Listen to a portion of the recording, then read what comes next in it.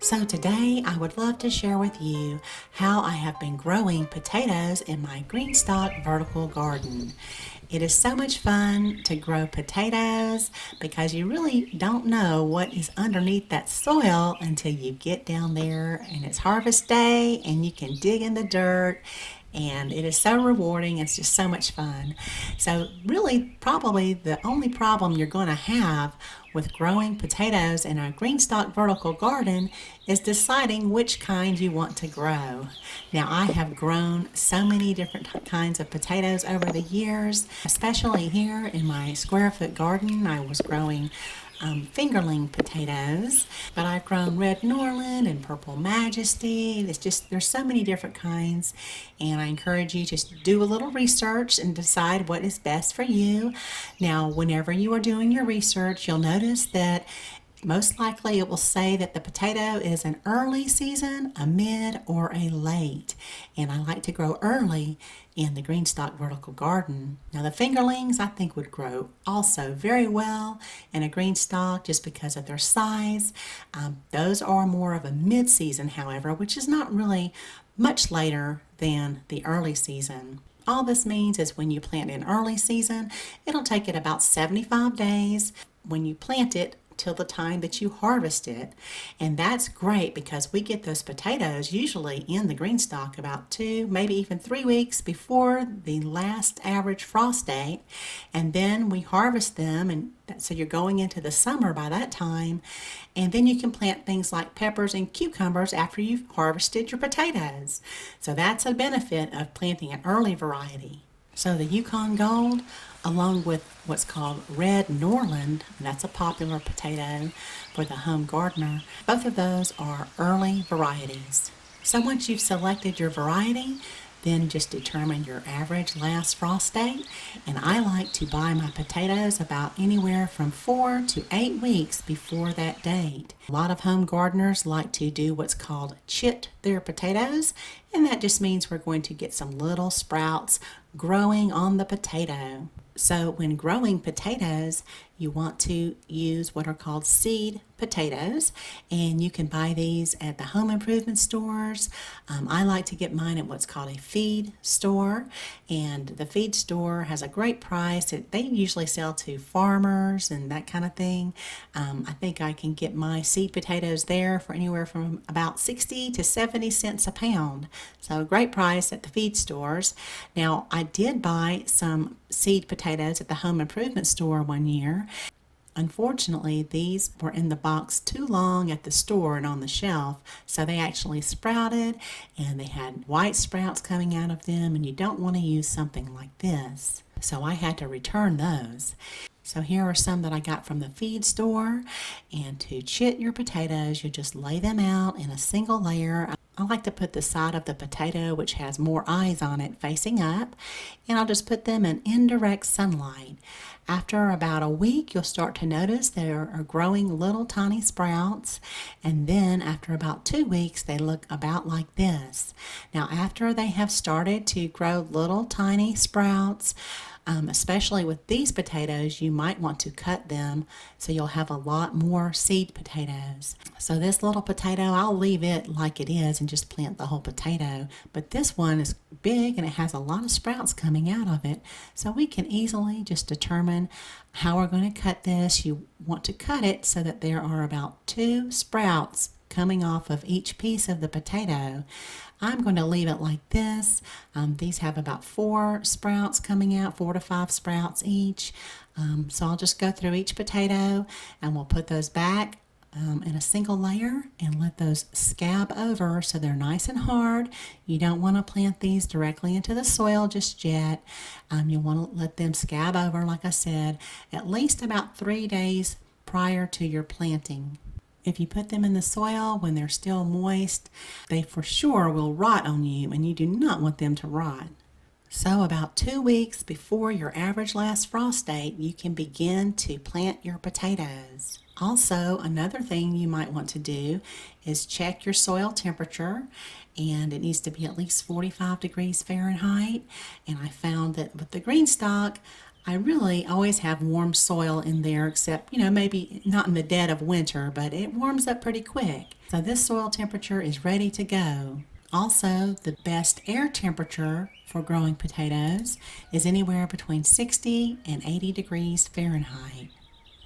Now, let's say if you plant your potatoes and they are starting to sprout and you get an unexpected freeze come through, you will notice that that vegetation will die over. It'll kill it off. Depending on how hard that freeze is, it may kill the potato completely, or it might just kill off a little bit of the leaves and then it'll resprout, which has happened with me before, but I've also lost potatoes because of an unexpected late freeze.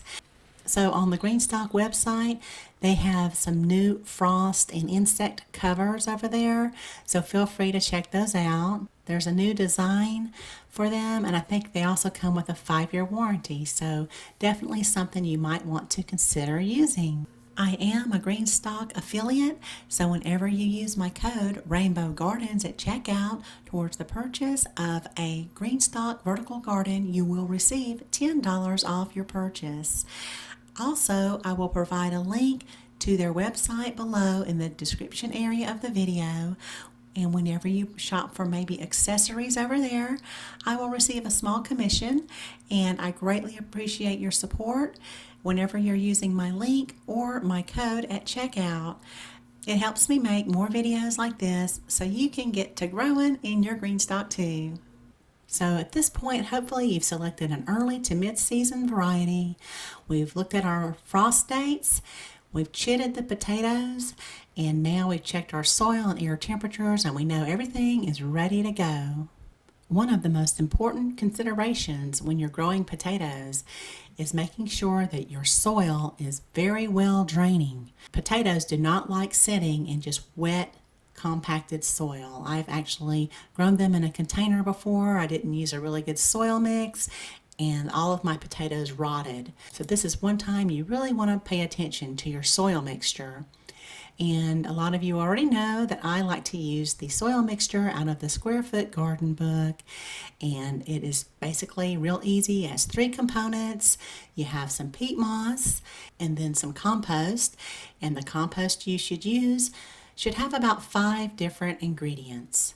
So I found a bag here which is really good. It has a couple different manures in there, some food waste and some plant matter, and then I will typically add some things of my own that I make my own compost, and then coarse vermiculite. And this is available on Amazon, and I will make sure I leave supporting links down below the video in the description area. So I will measure for you here 1 tier of mix, and that's equal to about 1 cubic foot or 8 gallons, regardless of what mix you are using. And the mix that I like to use, I need 1 part of each of what I just showed you. And so we are going to go in with the 5-gallon bucket at half. I'll mark it at half there, and I want to put in 1 part of the vermiculite, and that's around 2.5 gallons where the mark is. I went over just a little bit because remember, we can go up to about 8 gallons of mix with this. And now I have the peat moss, which is a little bit dry, so whenever you're working with peat moss, you'll want to have a little hose nearby, maybe wear a mask, and we are going to spray it very lightly just to kind of keep it under control so that we don't inhale it. And I'll mix it up, and you don't want to saturate it, you just want to kind of mist it a little bit, just to, like I said, keep it under control. So we'll mist it a little bit more, and now we'll put in our last part of the mix, which is the compost blend, and make sure you break up any kind of lumps that are in the compost or in the peat moss, and we'll add that as well. So total here, I went over a little bit over 7.5 gallons because I measured just over my little mark there. So if you are planting something other than potatoes, maybe it has a big root ball on it, you might just want to keep your mix right there at around 7.5 gallons. So half of the bucket for each part of the mix.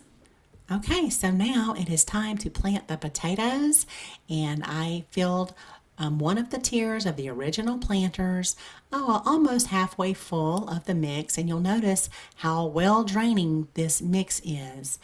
That is most important here when you're growing potatoes. Like I said, you do not want your potatoes sitting in really wet soil ever. So you see how nice Water is just draining through the soil. It's just wonderful.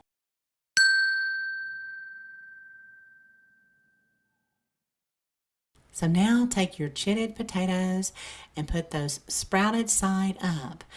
And now we'll cover them up with a little bit more soil. And then I like to use just an organic fertilizer. So I'll take just a little couple of pinches of that and work it into the soil. And then we can continue to fill up the tier with the soil mix all the way up to the top. And then we'll water it again just a little bit. We don't need to water it too much. And now on goes the watering disc. And I like to put my little holes there where they line up with the pockets. You can actually fill up all of your tiers first and plant your potatoes and then stack it. But because that can get a little bit heavy sometimes, I like to fill them up after I stack it. But if you do this, it's a good idea to cover up that center hole. And I found that using the little cap that comes with the mover will fit on there. It takes a little bit of work, but it'll go on there and stay pretty snug, at least while I fill up the tier and plant the potatoes. And let me show you what happens if you don't cover that up. Soil could easily go down through that hole and get into your watering disc. And of course, we don't want that to happen because it could clog up our holes. And the reason why we're using a Greenstalk and not some knockoff version of a Greenstalk is because it has that patented design where the water will go down through the vertical garden and water each tier equally. Unlike knockoff versions of vertical gardens, they water the top tier a lot and the bottom is always underwatered. And regardless of whether you fill your tiers first or fill them after you've stacked them, make sure they are all fitting together snug, just like a little puzzle. So I always walk around and just check each pocket and make sure everything's snug before I put on the next tier. So now, after you have planted all of your tiers, you can provided you have the mover, move the garden over to a sunny location. Potatoes need full sun, and then the mover has 3 locking wheels on it. So just secure those by pushing down the little locks. And now you do not want to water them, okay? Don't water your potatoes. If you start watering them, they could rot. Wait until you see the sprouts coming up out of the soil, and that's always the fun part. And that took me about 11 days before I started seeing my Yukon Golds coming up through the soil. And then this is what they looked like about 16 days after they sprouted. Now, after they have sprouted, you'll want to water them about once a week.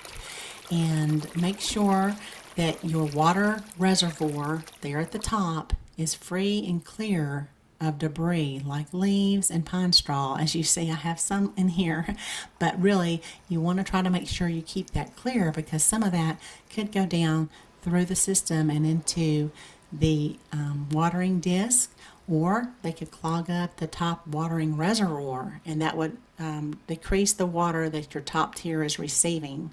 So I like to give my little potatoes a nutrition boost, and I will usually feed them after I have watered them. I don't like to feed them when they haven't had water for a while. So what I like to use is just a water soluble fertilizer. There's also some on the Greenstalk website. This is one that I've been using for a little while and I like it, and I will leave links down below too. I think I have this on my Amazon storefront.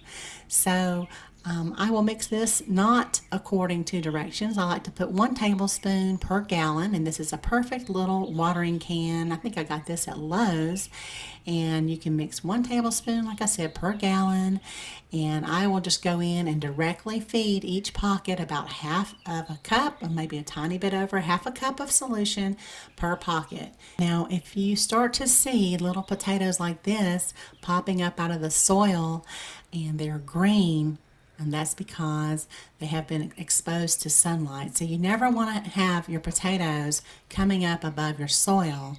And all you need to do is just put another cup of mix right there on top and make sure they stay covered up. Green potatoes are slightly toxic, so you do not want to have green potatoes. Sometimes you may see your potato plants produce little flowers, and that's an indication they are now forming the tubers, the potatoes.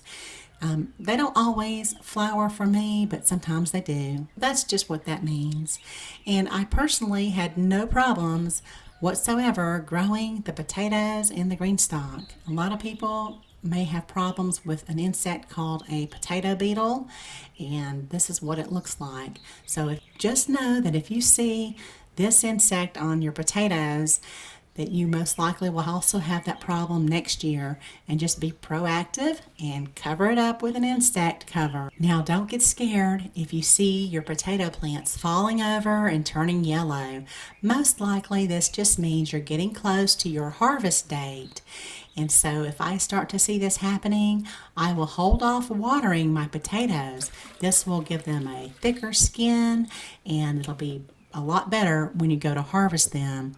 So I might put these in my garage as they're starting to mature and get ready for harvest, especially if it's raining outside.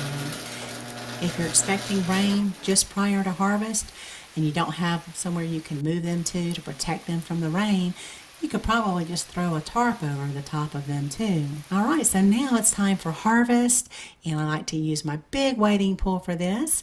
We'll remove the water reservoir on top, and remember, your tiers are probably going to be heavy because now you also have potatoes in there.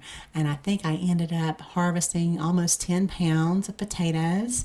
I weighed them, and they were just shy of I think 10 pounds.